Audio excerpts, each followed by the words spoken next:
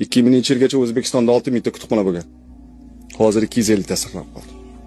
Ya'ni eng yomon holatimiz nima bilasizmi? Ota-onasi o'lgandan xursand bo'lyapti-da, kitoblarni qog'ozini tashlab beryapti. Ilmni xor qilish.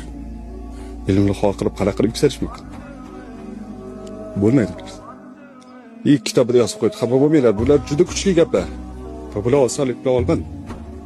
Qog'ozning narxini oshganini tualet qog'ozidan bilgan insonlar o'ylayvering, ular qayeri bilan o'ylashadi. Nima millat kerak? Kitob sotib o'tiraman deb qarang. Bir kuni 30 ming so'mlik kitob sotdi. 30 ming. Mana agar baklashga tersam ko'proq pul topaman. Vagonga chiqsam ko'proq pul topaman. Yonimda bir ayol o'tiradi. Satliroq gadoychilik qildi deb 1,5 million so'm pul topdi. Undan ham ko'proq pul topdi. Yomon alam qildi-da. Nima bilasizmi? Degan buni ham keltirib bergan, hammasi kitoblarda yozilgan. Degan aytadi. Insonlar nima uchun donishmandlarga pul bermaydilar-ku? Gadoylarga pul beradilar desa. Degan aytadi. Ular ahmoq emas, bilishadi ko'r va kar bo'lib qolishligi mumkinini. Gadoy holatiga tushishligi mumkinligini.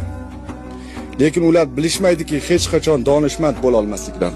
Savol berishga qo'rqib qoldim to'g'risi. Chunki mana bergan savol bilan sizda dardingiz uyg'ondi.